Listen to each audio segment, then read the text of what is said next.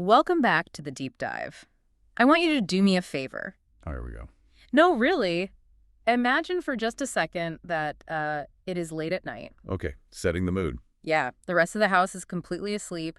The world outside has gone quiet. Like that dead silent kind of quiet. Exactly. Maybe you're driving on a long, empty stretch of highway where those white lines are just mesmerizing you. Or maybe you're just sitting in a comfortable chair with a single lamp on. Just watching the shadows stretch across the floor. Right. It is that very specific time of night when the usual rules of reality feel just a little bit, I don't know, flexible. That is the time when the mind starts to wander into the corners. It usually avoids during the bright, busy light of day. It's the witching hour for the intellect. It really is. And tonight we are going to shine a flashlight right into one of those dark corners. We're asking a question that sounds simple on the surface. Deceptively simple, actually. But it might actually be the most terrifying and exhilarating question you can possibly ask yourself.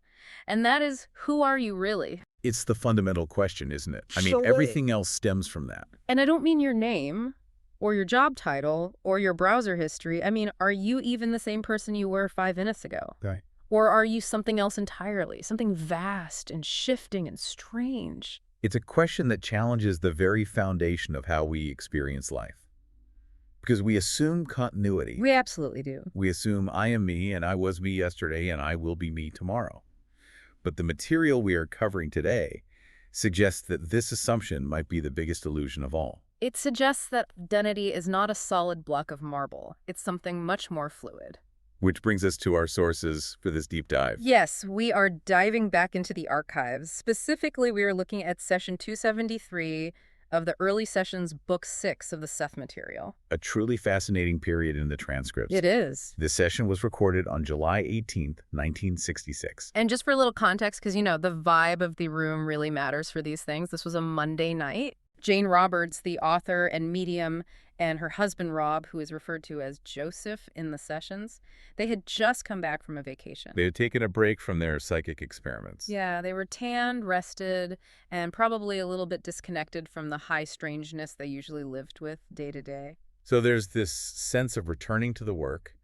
They are refreshed, maybe a little rusty, but ready to dive back in. And Seth, the personality Jane channels, he wastes absolutely no time. He doesn't start with small talk about the weather or how the vacation was. He goes straight for the jugular of identity. He really does. And before we get into the mind-bending philosophy, and trust me, there is a metaphor coming up about a Ferris wheel that will completely change how you see yourself in the mirror. It's a great metaphor. But we also have a detective story to get through. We do. It's a classic locked room mystery, but instead of a body, we have a red ribbon found in a cat's bed. Yes, we are going to analyze a psychometric experiment involving a literal cat toy. But somehow it connects to the deepest mysteries of the universe. It sounds absurd, doesn't it? It sounds completely absurd, but that is often how this material works. The profound is hidden right in the mundane. The secrets of the universe are hiding in your junk drawer or under the sofa. Before we start the wheel turning, I want to give a quick reminder for everyone listening. This deep dive is distributed free of charge on all major platforms for educational purposes. We are here to explore, to learn, and to share these ideas.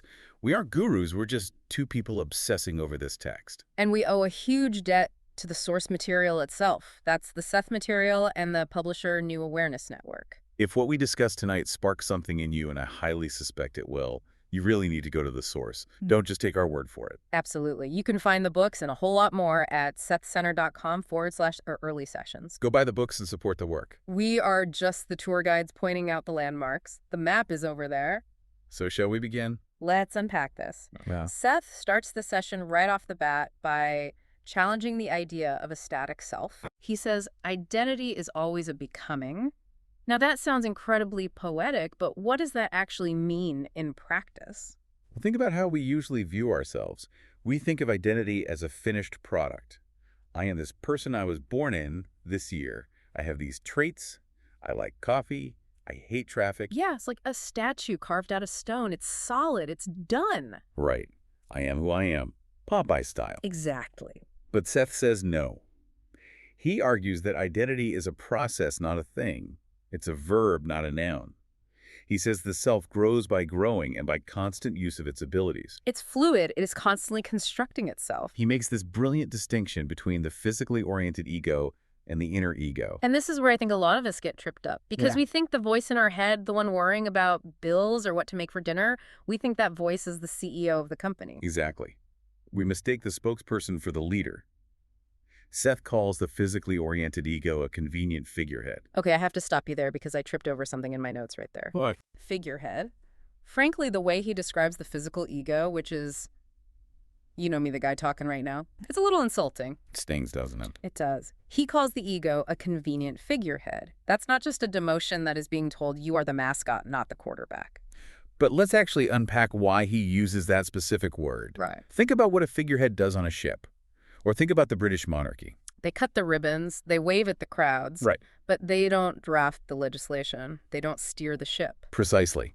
Seth is arguing that the voice in your head, the one stressing about the mortgage, the one deciding what to eat for lunch, that voice believes it is the CEO of you Incorporated. It believes it is running the show. But Seth says no. You are the interface manager. You are the surface layer designed to manipulate physical matter. You aren't the source of your own energy, your own inspiration, or even your own continuity. So if I'm just the interface manager who is the CEO... That is the inner ego. And this is the crucial insight for the listener. Yeah. You are stressing out trying to control your life with figurehead tools, when the actual power resides in a part of you that you are largely ignoring. It's like trying to push a car down the highway with your feet while refusing to turn on the engine. That's a great way to put it. Okay, so the physical ego is the face we show the world. It is necessary. It handles physical manipulation.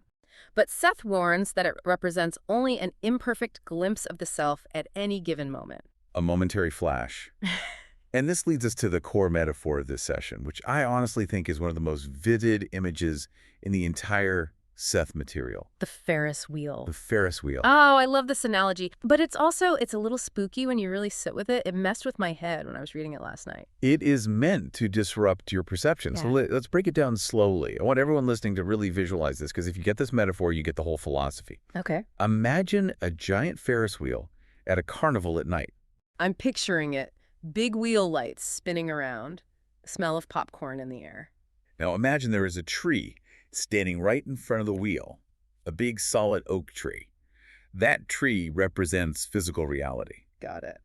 Wheel is me, tree is the world. And the wheel is moving, it's turning. At any given moment, one seat on that wheel is directly facing the tree. Okay.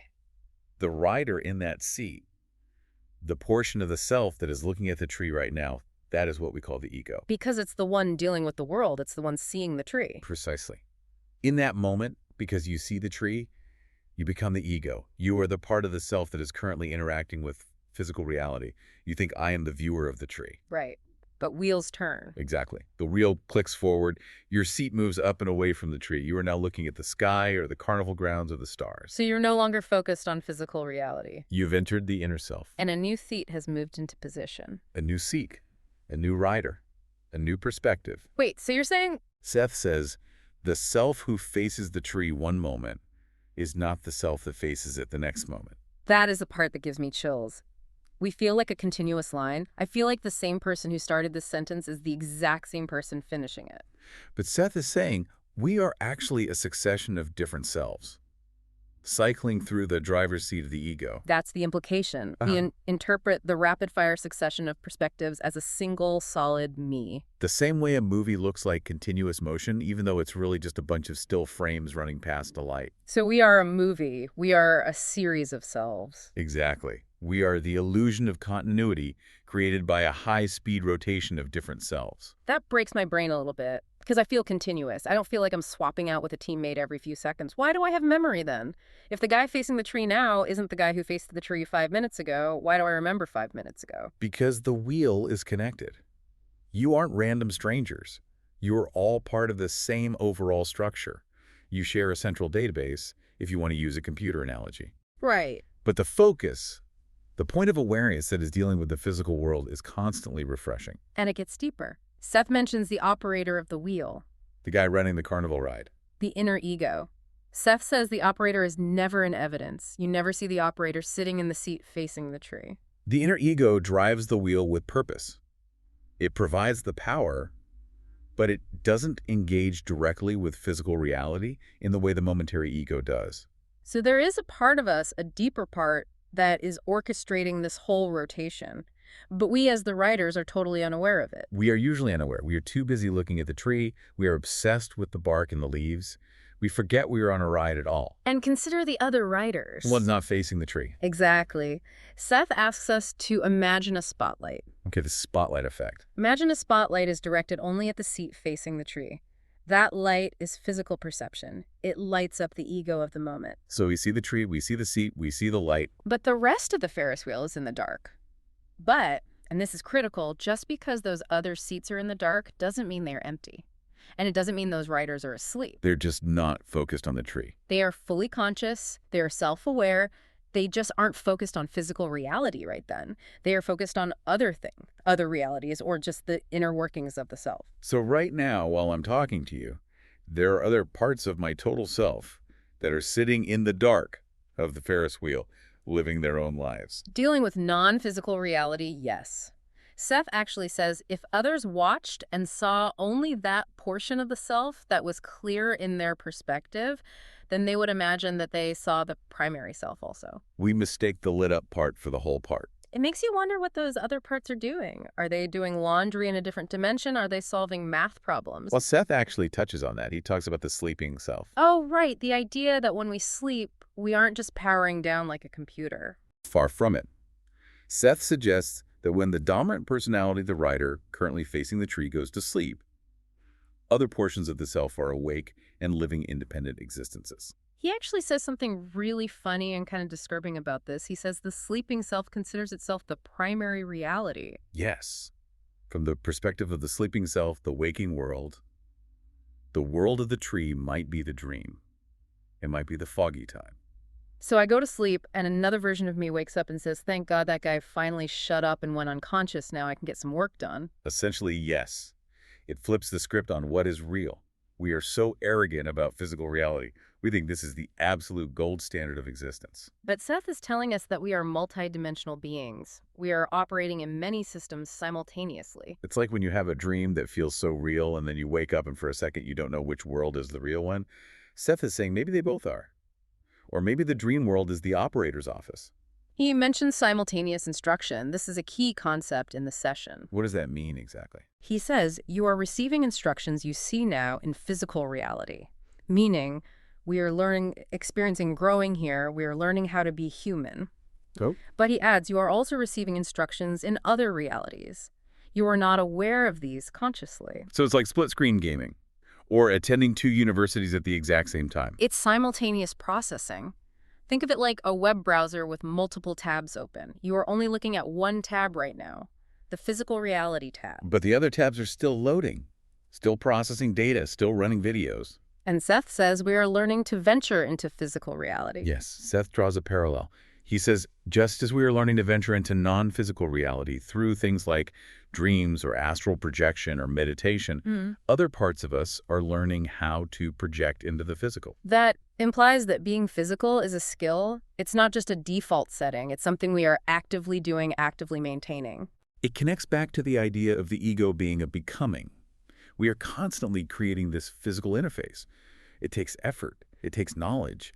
And we are learning that knowledge on multiple levels at once. This explains so much about why we sometimes feel disconnected. Or you know those moments where you have a hunch or an intuition that seems to come from nowhere? Exactly. That's the bleed through. That is the operator whispering to the rider. Or maybe it's a note passed from one of the other seats on the Ferris wheel. Because all these identities are connected. Seth says all identities are more dependent upon each other and yet more independent than you imagine. Independent, yet dependent. It's a paradox. They are distinct faces, but they share the same source of power. They are part of the same wheel. So if we accept this philosophy, that we are this vast, rotating, multi-dimensional Ferris wheel, how do we prove it? It's a beautiful theory. It makes for great sci-fi.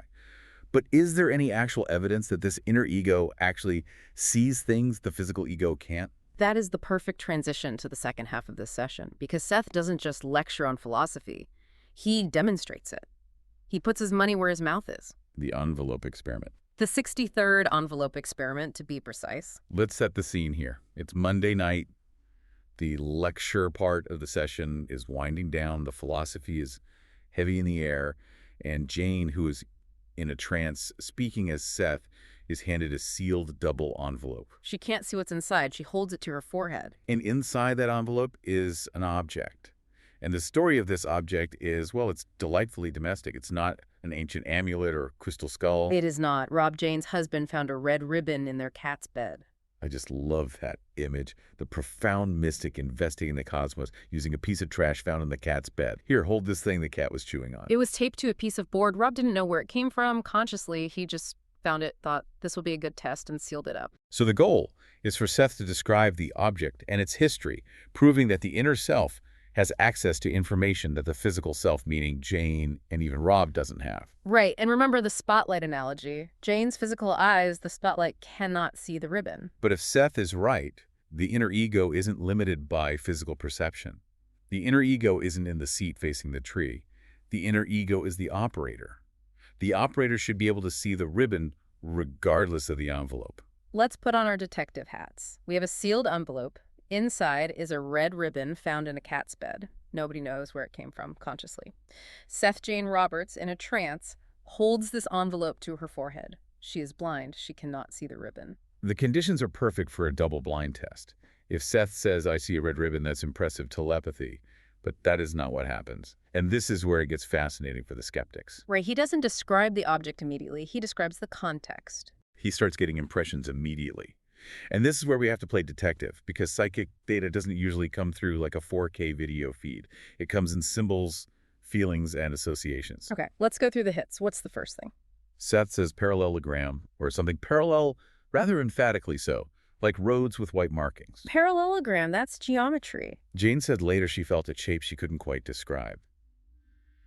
But Seth elaborates. He talks about roads and travel. And the ribbon. The ribbon was originally wrapped around a box, a package. Ah, so the roads represent the journey the package took. Exactly. It had been mailed, it traveled. The parallelogram might have been Jane's mind trying to interpret the shape of the box or the crossing of the ribbons.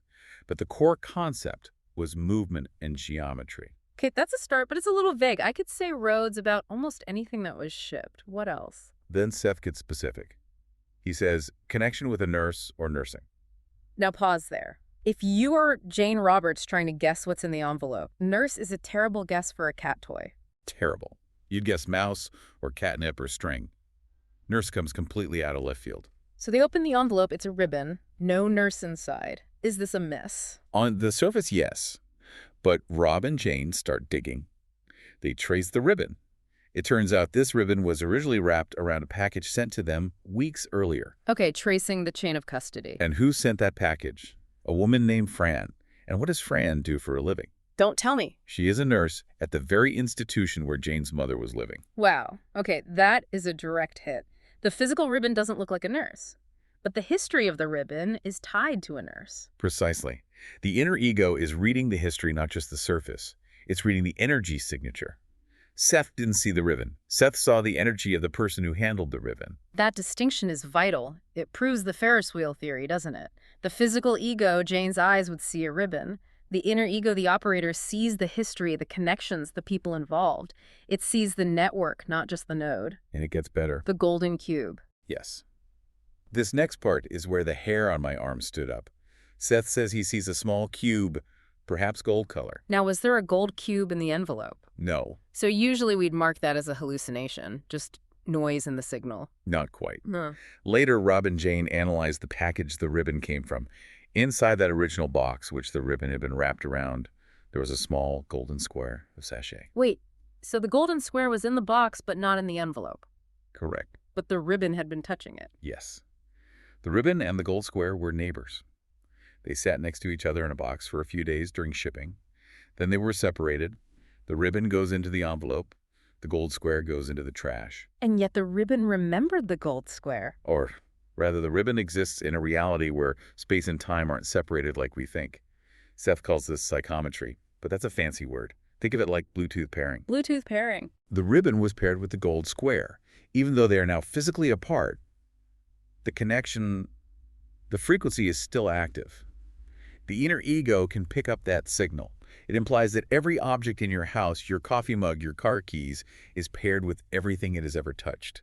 That is a very crowded universe. It's a universe alive with information. Yeah. Seth wasn't seeing the content of the envelope. He was seeing the content of the memory of the object. He saw what the ribbon had been seeing or touching previously. That is mind-blowing. It proves the point about the spotlight. If he was just using X-ray vision to look inside the envelope, he would have seen a ribbon. But he saw the golden cube that used to be near the ribbon. He is accessing the event line, not just the matter. Exactly. Okay, what's next? This one is where the chilling vibe we talked about really kicks in. Seth picks up on music notes and a sense of dying out or fading away. Dying out. That's dark. He mentions music or marks that suggest notes, and then connects it to a score that's fading away. How does a red ribbon connect to fading music? Well, inside that same package from Jane's mother, there was a letter. And that letter was written on a greeting card. Okay. The card featured a picture of 3 cherubs Singing. and one of them was playing an accordion. You could clearly see the musical scores on the card. So there's the music. What about the dying out? The letter itself brought bad news. It discussed the death of a family friend, a priest named Father Ryan. Oh, wow. And get this, Father Ryan died of leukemia, slow illness, a fading away. So Seth picked up the imagery on the card, the music and the emotional content of the letter, the fading away, all from holding a piece of ribbon that was just in the same box. Yes, it's like the ribbon absorbed the atmosphere of the package. It carried the data of the cherubs and the dead priest. It's like psychometric residue. It demonstrates that objects aren't just dead matter. They are carriers of information. And the inner ego, the operator of the Ferris wheel, can read that information. There was one more thing, right? A word he struggled with. Yes. Seth said the word seismograph. Seismograph. Like a seismograph for earthquakes. He mispronounced it, but yes. He said it looked like earthquake marks on a graph. And he saw the letters D-E-L. D-E-L. Like delete or deliver? Seth speculated it was part of the word delivered. Okay, so putting it together, seismograph measures vibration, delivery. The interpretation is that he was sensing the movement of the delivery, the vibration of the truck, the transit. The earthquake marks were the physical jostling of the package as it was delivered to Jane and Rob's door. That is incredibly granular. He's feeling the bumps in the road from weeks ago. It shows the depth of the perception. It's not vague. It's sensing specific physical motions stored in the object's history. So we have a philosophy that says we are a Ferris wheel of shifting selves. And we have an experiment that proves a part of us can see invisible histories, golden cubes that aren't there, and dead priests mentioned in letters. The experiment validates the philosophy. How so? Because if Jane were just her physical ego, the writer facing the tree, she would hold that envelope and see nothing. Oh. Darkness. Maybe guess a letter or a photo. Right. Her spotlight is blocked by the envelope. But she, as Seth, accessed data that was physically impossible for her to know. This implies there is a part of her not limited by the spotlight, a part of her that is the operator capable of seeing the whole wheel, the whole history. It proves that the you facing the tree isn't the only you. Exactly. Jane had to struggle to translate it. She didn't know what a parallelogram was. She couldn't quite grasp the nurse connection instantly. That is the physical ego trying to make sense of the inner ego's data. It's like trying to download a massive file onto an old computer. The data is there, but the processor, the brain, the vocabulary struggles to render it. That's a perfect analogy. The inner self speaks in pure knowing. The physical self speaks in English words and visual symbols. The friction between them is what we see in the session, the mispronunciations, the images within. So what does this all mean for the person listening to this right now? It changes everything about how we navigate our daily lives. In what way? Well, you buy into this, it means you don't have to rely solely on your spotlight perception. You mean I don't have to just trust what I can see and touch? You have an operator. You have an inner ego that sees the road ahead, that sees the history, that understands the connections. So when we feel stuck or confused or limited, We are only stuck from the perspective of the seat facing the tree. From the operator's perspective, there is a plan. There is movement. The wheel is turning. trust the operator, And trust the other riders. the ones in the dark. Yes. The you that is dreaming, the you that is learning in other realities. They're contributing to your total experience. You are not alone in your own head. You are a team. That is a comforting thought. We're a team of selves. It also takes the pressure off. You, the ego, don't have to be the master of the universe. You just have to ride your section of the wheel and observe the tree. The operator has the rest covered. I like that. I don't have to drive the Ferris wheel. I just have to enjoy the view. And realize that the view changes. Yeah. Identity is a becoming. You are not the same person you were when we started this discussion. You have new data. The wheel has turned a few degrees. A slightly different you is listening now. That's a trip. It is the nature of reality. Before we wrap up, I want to leave the listeners with a final thought. Hmm. We talked about the wheel turning. We talked about the next rider taking the seat. Yes. If identity is never finished, if it's always becoming, then what is the next version of you going to look like? That is the question.